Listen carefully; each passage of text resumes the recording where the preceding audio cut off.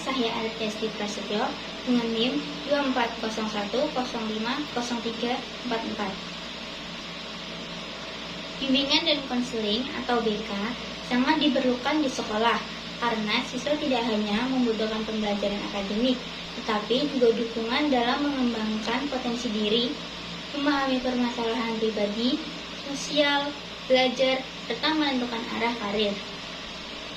Melalui layanan BK, siswa dapat berkembang secara optimal baik dari segi intelektual, emosional, maupun sosial, sehingga mampu membuat keputusan yang tepat dan bertanggung jawab terhadap kehidupannya.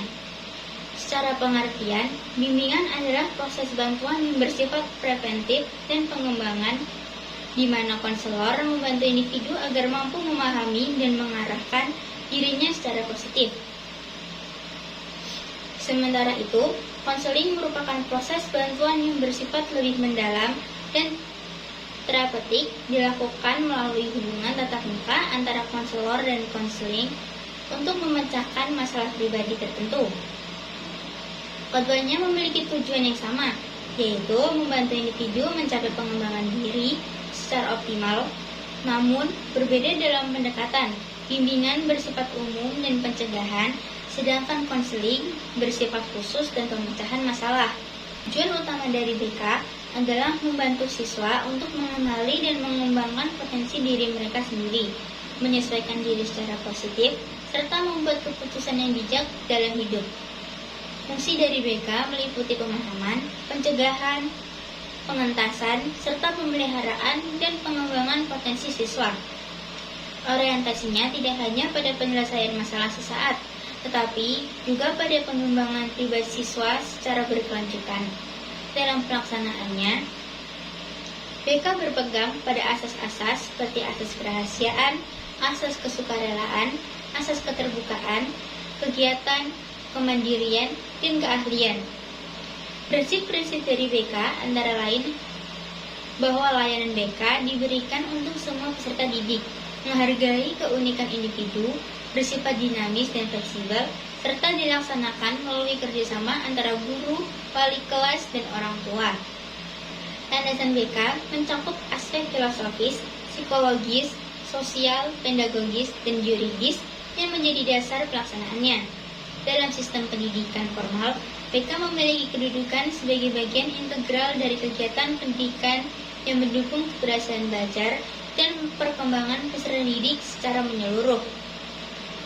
Pendidikan formal sendiri mencakup 3 bidang utama, yaitu bidang akademik yang menjadi tanggung jawab guru mata pelajaran, bidang pengembangan diri yang menjadi fokus layanan BK, serta bidang keterampilan dan karir yang membantu siswa mempersiapkan masa depannya.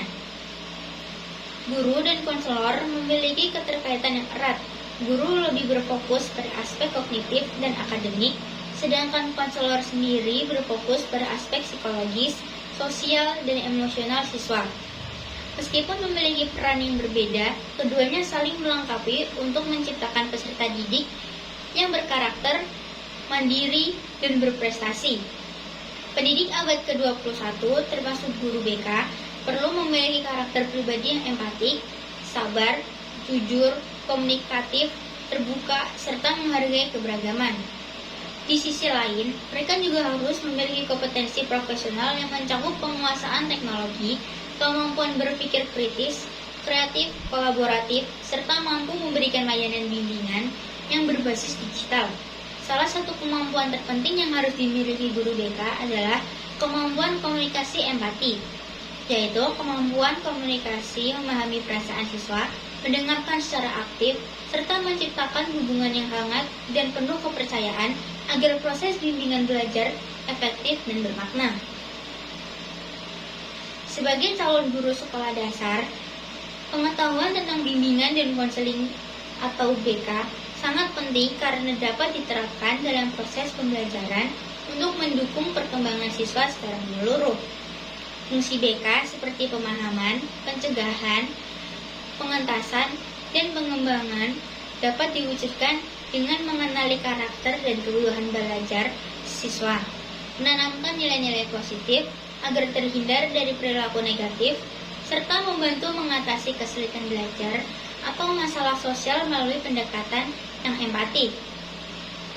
Orientasi BK yang berfokus pada pengembangan seluruh aspek diri siswa mendorong guru untuk tidak hanya mengajar aspek akademik, tetapi juga menumbuhkan karakter, kemandirian, dan kemampuan sosial. Selain itu, asas-asas BK seperti kerahasiaan, kesukarelaan, keterbukaan, kegiatan, dan kemandirian dapat diterapkan dalam interaksi di kelas. Misalnya dengan menjaga privasi siswa, menciptakan suasana belajar yang terbuka dan menyenangkan, serta memberikan kesempatan bagi siswa untuk aktif dan bertanggung jawab terhadap tugasnya. Dengan demikian, penerapan prinsip-prinsip BK membantu guru membentuk lingkungan belajar yang mendukung pertumbuhan akademik dan kepribadian peserta didik secara seimbang. Itu dia jawaban dari saya. Mohon maaf apabila ada salah kata. Wabillahi taufiq wal hidayah. Wassalamualaikum warahmatullahi wabarakatuh.